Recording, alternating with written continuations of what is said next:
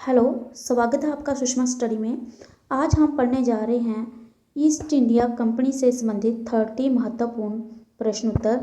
तो चलिए अपने फर्स्ट क्वेश्चन पर चलते हैं। ईस्ट इंडिया कंपनी ने दिल्ली पर कब नियंत्रण किया? फर्स्ट का आंसर है 1764 में। तो 1764 ईस्वी में ईस्ट इंडिया कंपनी ने दिल्ली पर नियंत्रण किया था। नेक्स्ट क्वेश्चन है, कोलकाता शहर की नींव किसने रखी? आंसर है जॉर्ज चारनोक ने कोलकाता शहर की नींव रखी थी। तो किसने रखी थी? जॉर्ज चारनोक ने। नेक्स्ट क्वेश्चन है, भारत में फ्रांसीसियों की प्रथम कोठी कब और कहाँ बनी? जिसको कि फैक्ट्री भी बोल सकते हैं। कब और कहाँ बनी थी? आंसर सूरत में 1668 ईस्वी में बनी थी। नेक्स्ट क्वेश्चन है, भारत एवं यूरोप के बीच प्रथम समुद्री टेलीग्राफ सेवा किस वायसराय के समय में शुरू हुई? तो इसका आंसर है 1865 ईस्वी में सर जॉन लॉरेंस के समय में भारत एवं यूरोप के बीच प्रथम समुद्री टेलीग्राफ सेवा शुरू हुई थी। तो किसके समय में हुई थी? सर जॉन लॉरेंस के समय में और 1865 ईस्वी में। नेक्स्ट क्वेश्चन है,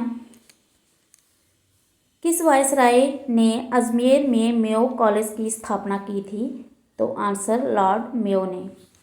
नेक्स्ट क्वेश्चन है, किस वायसराय की भारत में उसी के शासनकाल में हत्या हुई? आंसर लॉर्ड मेयो ही ऐसा वायसराय था जिसकी भारत में इसके शासनकाल में ही इसकी हत्या हो गई थी। नेक्स्ट क्वेश्चन है, भारत में वित्त के विकेंद्रीकरण की शुरुआत किसने की?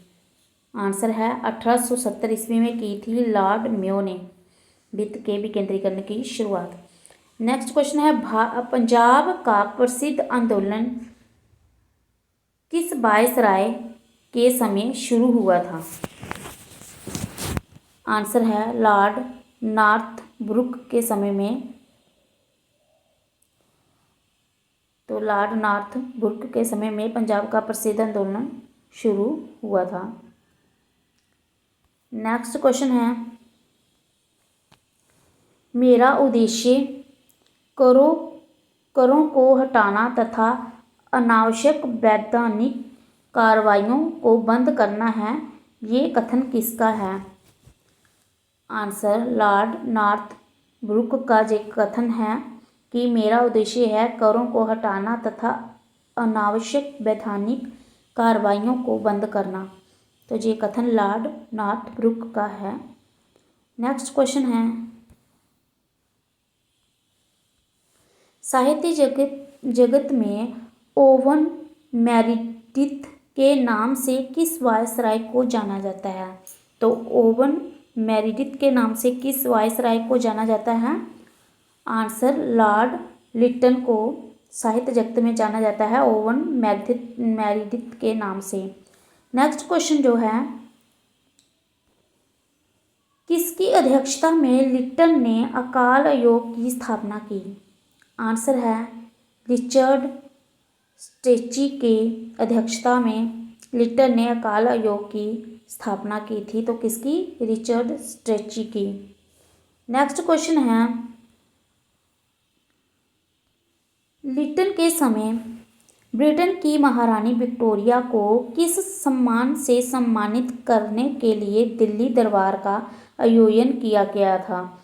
तो आंसर है कैसरे हिंद की उपाधि दी जानी थी उसको। और 1 जनवरी 1877 ईस्वी में ये सम्मान जो उनको दिया गया था, सम्मानित किया गया था, 1 जनवरी 1877 ईस्वी में सम्मानित किया गया था और कैसरे हिंद की उपाधि से सम्मानित किया गया था। नेक्स्ट क्वेश्चन है, समाचार पत्रों पर प्रतिबंध लगाने के लिए लिटन ने कौन सा एक्ट पारित किया? आंसर है वर्नैकुलर प्रेस एक्ट पारित किया था समाचार पत्रों पर प्रतिबंध लगाने के लिए लिटन ने? तो ये क्वेश्चन आप ऐसे भी याद रख सकते हैं कि जो वर्नैकुलर प्रेस एक्ट था जो किसके लिए था? तो ये था समाचार पत्रों पर प्रतिबंध लगाने के लिए। नेक्स्ट क्वेश्चन है, वर्नैकुलर प्रेस एक्ट की जद में कौन सा अखबार सबसे पहले आया था? तो आंसर है राष्ट्रवादी समाचार पत्र सोम प्रकाश।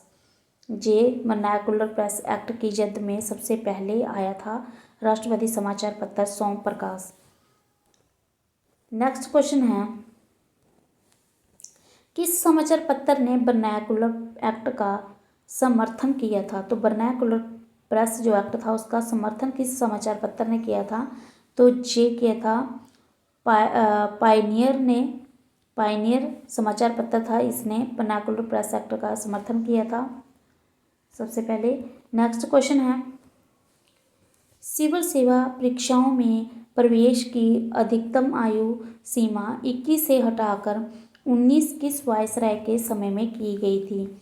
तो आंसर है लॉर्ड लिटन के समय में, क्योंकि पहले सिविल सेवा में जो प्रवेश करते थे विद्यार्थी लोग, जो उनकी आयु थी 21 वर्ष, तो 21 वर्ष से पहले कोई भी सिविल सेवा परीक्षा में प्रवेश नहीं कर सकता था। तो वो हटाकर जो 19 वर्ष की गई थी वो लॉर्ड लिटन द्वारा की गई थी। नेक्स्ट क्वेश्चन है, सर्वप्रथम किसने समाचार पत्रों की स्वतंत्रता को बहाल करते हुए वर्नैकुलर प्रेस एक्ट को समाप्त कर दिया था? तो ये किया था लॉर्ड रिपन ने 1880 से 1884 के बीच। तो लॉर्ड रिपन ने किया था जी सर्वप्रथम समाचार पत्रों की स्वतंत्रता को बहाल करते हुए वर्नैकुलर प्रेस एक्ट को समाप्त, तो लॉर्ड रिपन ने किया था। नेक्स्ट क्वेश्चन है, भारत में सर्वप्रथम नियमित जनगणना की शुरुआत कब हुई थी? तो नियमित जनगणना की शुरुआत भारत में हुई थी सर्वप्रथम 1881 ईस्वी में। नियमित रूप से जनगणना होने लगी थी 1881 में। नेक्स्ट क्वेश्चन है, भारत में पहली बार जनगणना कब हुई थी? तो सबसे पहली बार जो हुई थी वो हुई थी 1872 ईस्वी में जनगणना। नेक्स्ट क्वेश्चन है, श्वेत विद्रोह का ताल्लुक किस विधेयक के विरोध से है? तो जो श्वेत विद्रोह चला था उसका ताल्लुक किस विधेयक के विद्रोह से है? इल्बर्ट विधेयक। इल्बर्ट विधेयक आया था जिसके विरोध में श्वेत विद्रोह चालू हुआ था। नेक्स्ट क्वेश्चन है, किसने रिपन को भारत का उद्धारक की संज्ञा दी थी? तो आंसर है फ्लोरेंस नाइटिंगेल ने। तो फ्लोरेंस नाइटिंगेल ने रिपन को भारत का उद्धारक की संज्ञा दी थी। नेक्स्ट क्वेश्चन है, भारतीय राष्ट्रीय कांग्रेस पार्टी की स्थापना कब हुई थी? तो भारतीय राष्ट्रीय कांग्रेस पार्टी की स्थापना हुई थी 28 दिसंबर 1885 ईस्वी को। 28 दिसंबर 1885 को। नेक्स्ट क्वेश्चन है, किसके नेतृत्व में भारतीय राष्ट्रीय कांग्रेस की स्थापना हुई थी? तो 28 दिसंबर 1885 को किसके नेतृत्व में हुई थी भारतीय राष्ट्रीय कांग्रेस की स्थापना? एओ ह्यूम के नेतृत्व में। नेक्स्ट क्वेश्चन है, भारतीय राष्ट्रीय कांग्रेस की स्थापना कहाँ हुई? तो ये बम्बई में 28 दिसंबर 1885 में हुई थी, बम्बई में। नेक्स्ट क्वेश्चन है, भारतीय राष्ट्रीय कांग्रेस की स्थापना के समय भारत के वायसराय कौन थे? तो भारत के वायसराय भारतीय राष्ट्रीय कांग्रेस की स्थापना के समय कौन थे? आंसर है लॉर्ड डफरिन। 1884 से 1888 तक जो ये रहे थे, तो लॉर्ड डफरिन थे भारतीय राष्ट्रीय कांग्रेस की स्थापना के समय भारत के वायसराय। नेक्स्ट क्वेश्चन है, भारत का फ्रांसीसी गवर्नर कौन था?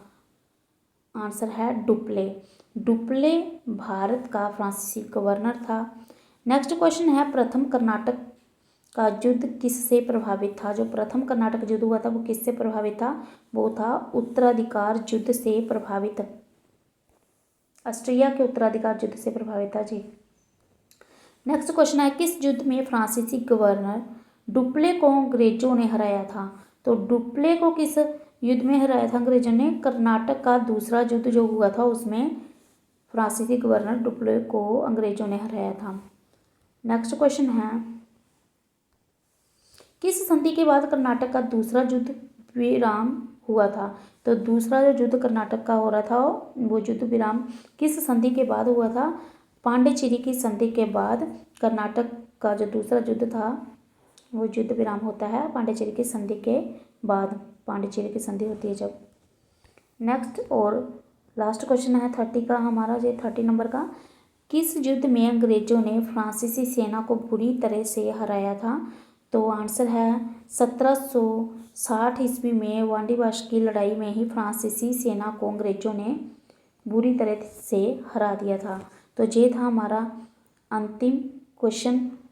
और नेक्स्ट वीडियो देखने के लिए मेरे चैनल को लाइक शेयर और सब्सक्राइब कीजिए। Thank you.